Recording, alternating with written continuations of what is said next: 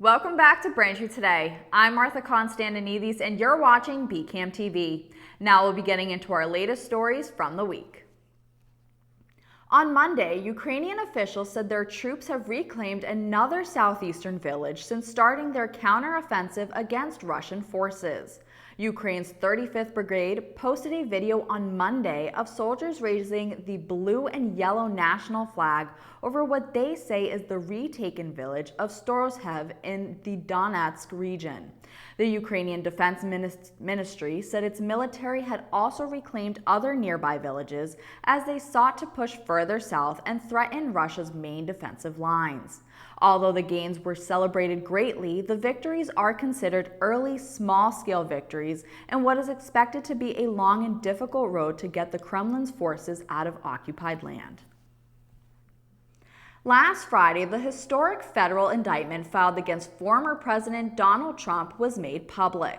The former president is facing charges related to his handling of sensitive government records after leaving the White House. The 44-page indictment filed in the U.S. District Court for the Southern District of Florida alleges that Trump tried to obstruct the FBI and grand jury investigations and conceal retention of classified documents.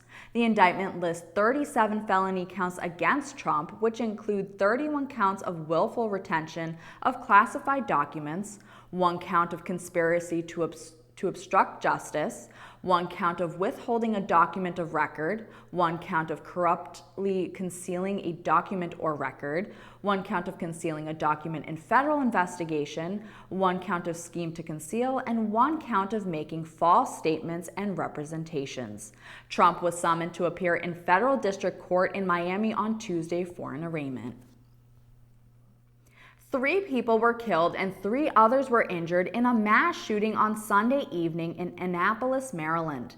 Police confirmed that a person of interest is in custody and a weapon was recovered.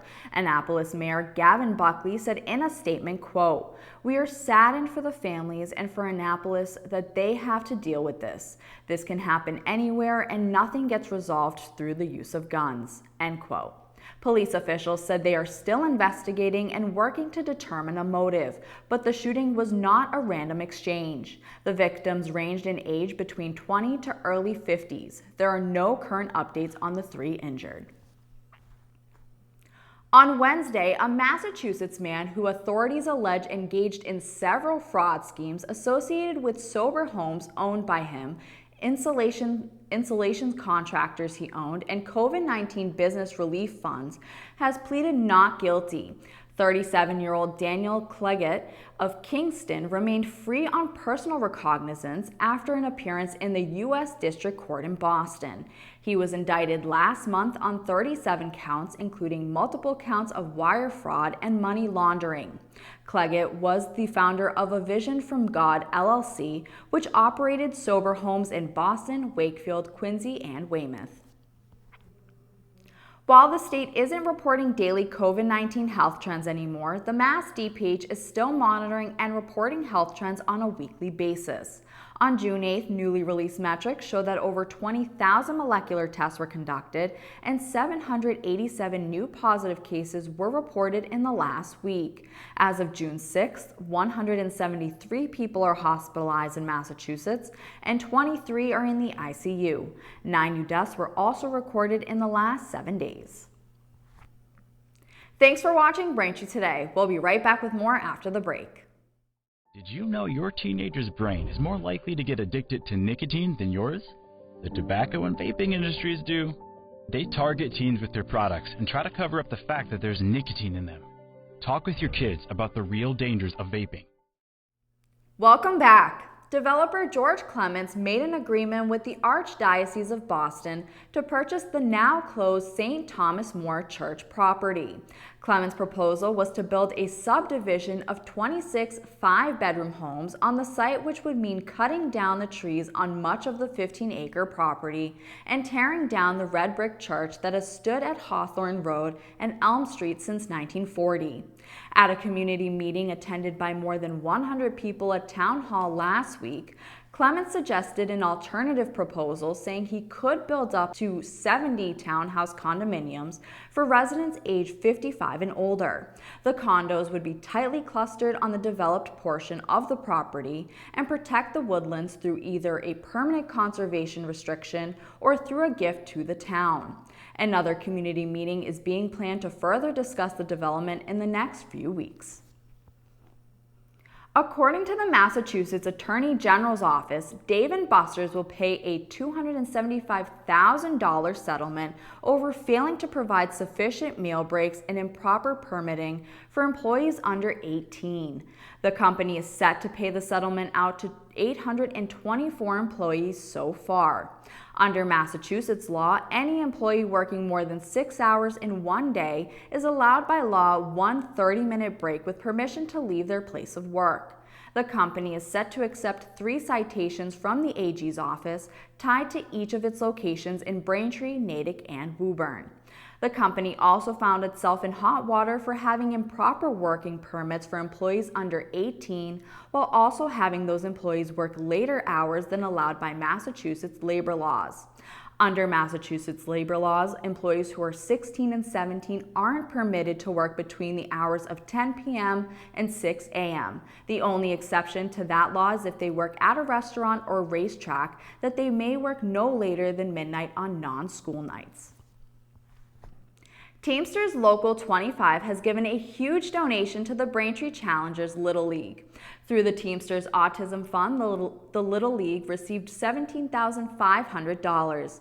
The donation was part of a larger donating run stemming from the 2023 Teamsters Local 25 Gala for Autism.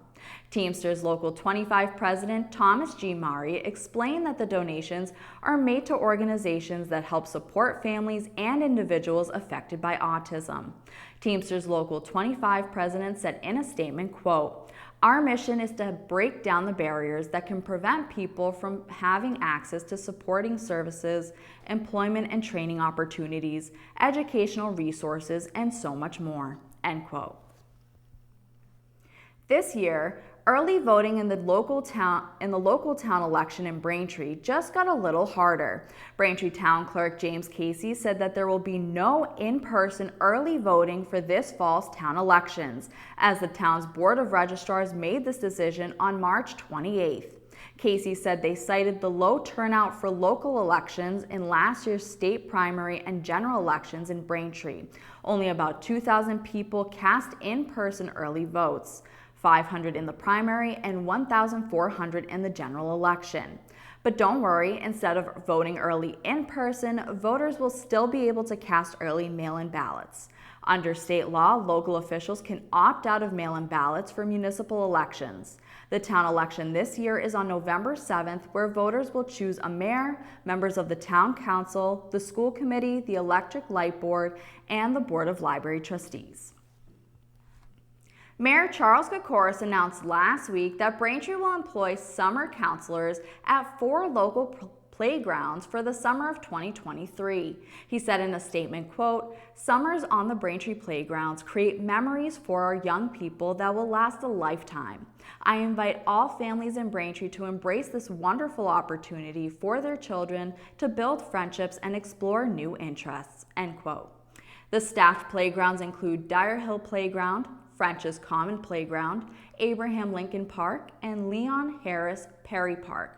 Counselors will be at each playground weekdays from 9 a.m. to 3 p.m. from June 26th until August 4th. There will be no playground program on July 3rd or July 4th. Officials said the playground program is a drop-in program and no registration is necessary. Mayor Kokoris announced that the Summer Fun at the Braintree Community Arts Center program will again be offered this year during the weeks of July 31st, August 7th, and August 21st from 9 a.m. to 2 p.m. at the Arts Center at 1969 Washington Street. It's a week full of fun and educational activities for students grade kindergarten through 4th grade. Registration is now open. To sign up or for more information, log on to www.braintreerec.com or contact the Braintree Recreation Department at 781-794-8901. Thank you for watching Braintree today on BCAM TV. We'll be right back with more stories in the area. Take steps to keep yourself and your family safe from ticks and the illnesses they can cause. Use EPA-approved tick repellents on your skin and clothes. Read and follow the directions. Wear light-colored clothing to make it easier to spot a crawling tick. Check for ticks on yourself, your kids, and your pets anytime you've been outdoors. Some tick bites can make you sick, but finding and removing a tick properly makes it less likely. Call your doctor if you start to feel ill or notice a rash near the bite. Play it safe when you're outdoors. Welcome back to Braintree today. Now let's get right into more stories. According to a report from the HIPAA Journal, more than 2.5 million people have been impacted by a health insurer data breach after an April ransomware attack on Point32 Health that resulted in system outages for Harvard Pilgrim Healthcare, a Canton-based organization that serves New England. Point32 Health shared in an update that the health information of both current and former Harvard Pilgrim Healthcare members was likely stolen in the attack, including names, physical addresses, phone numbers, dates of birth, health insurance information, social security numbers, provider taxpayer identification numbers, and clinical information. Though no reports of misuse of the data have been received as of late May, those who have been affected in the breach are being offered complimentary credit monitoring and identity theft protection services. Point32 Health said that some systems are still currently offline as Point32 Health works with cybersecurity experts. Karen Reed is accused of hitting off-duty Boston police officer John O'Keefe with her vehicle outside of a home in Canton on January 29, 2022. Reed's attorneys have accused others of committing the crime and conspiring to cover it up. The Norfolk County District Attorney's Office wants a judge to order all of Reed's attorneys, in addition to prosecutors and witnesses, to stop making statements outside of the court that don't follow the court's rules. The prosecution wrote, quote, "As part of their trial by media strategy, the defendant has sought to target the witness's credibility and character through the use of the media and has encouraged the unwarranted invasion of witnesses' personal privacy," end quote. A liquor store in Marshfield, Massachusetts was robbed at gunpoint Friday afternoon, prompting a search of the surrounding area for the suspect who got away. Marshfield police said the robbery happened just before 1 p.m. at Yogi's Liquor Supply, located on Ocean Street. Officers and K-9 teams searched the area immediately following the incident. An employee named Ashvin Patel, who was inside the store when the armed robbery occurred, spoke about the incident Sunday night, saying, quote, "This time I'm so scared and so upset," end quote. The Marshfield Police Department is currently investigating the incident and searching for the suspect. Anyone with information is urged to call the police department at 781-834-6655. Hingham's Congregational Church will be holding events and activities throughout the summer to continue the celebration of the church's 175th anniversary. The year-long celebration that kicked off in January is now continuing throughout 2023, will be called the Jubilee 175, and the slogan reads 175 Years of Faith and Community. The church will be partnering with the Hingham Public Library through the 175 Book Drive, where they will host fundraising activities with the goal of donating 175 books to the library by the end of the year. With recent controversies surrounding books, book bans, and libraries in some parts of the country, the church thought it would collaborate with the library to show their support. Dunkin' Donuts is a staple in the New England area, but did you know that Massachusetts is home to the busiest location in the world? That's right, the Dunkin' Donuts located at 755 Main Street in South Weymouth is the busiest in the world. There are a few reasons why this location has been deemed as the busiest. One being there are 2 lanes for the drive-thru and they serve an average of 3,000 cups of coffee in the morning alone. Not only this, but it has a bakery and kitchen on site. Last, they have unique flavors of coffee and treats that other locations don't have. So when it comes time to choose a particular Dunkin' to get your coffee and donuts, you may want to try the one in South Weymouth. Thanks for watching Braintree Today. We'll be right back with more in entertainment.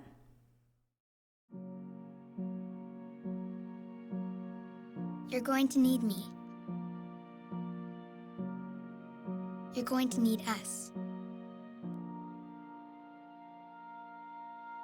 All of us.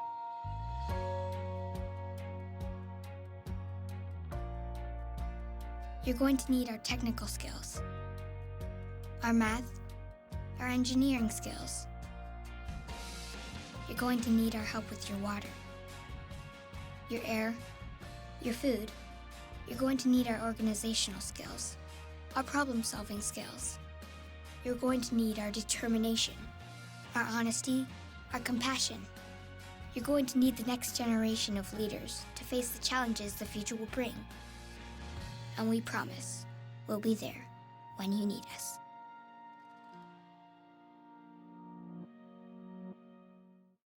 Welcome back to Braintree Today. This week in entertainment, we have 3 movie recommendations for you to watch. First in entertainment, Spider-Man Across the Spider-Verse is the next chapter of the Oscar-winning Spider-Verse saga. Miles Morales, also known as Spider-Man, reunites with Gwen Stacy when they're catapulted across the multiverse and meet a team of spider people charged with protecting the multiverse's very existence. When the heroes in the Spider Society clash on how to handle a new threat, Miles finds himself pitted against other spiders and must set out to save those he loves most. You can watch Spider-Man Across the Spider-Verse now only in theaters. Next in entertainment, Reality focuses on a former American intelligence specialist who is given the longest sentence for the unauthorized release of government information to the media about Russian interference in the 2016 United States elections via an email operation. The film is directed by Tina Satter and stars Sydney Sweeney. You can watch Reality now only on Max. Finally, in entertainment, Transformers Rise of the Beasts is the 7th installment in the Transformers live-action film series. The new film focuses on Optimus Prime and the Autobots as they take on their biggest challenge yet. When a new threat capable of destroying the entire planet emerges, they must team up with a powerful faction of Transformers known as the Maximals to save the Earth. You can watch Transformers Rise of the Beasts now only in theaters.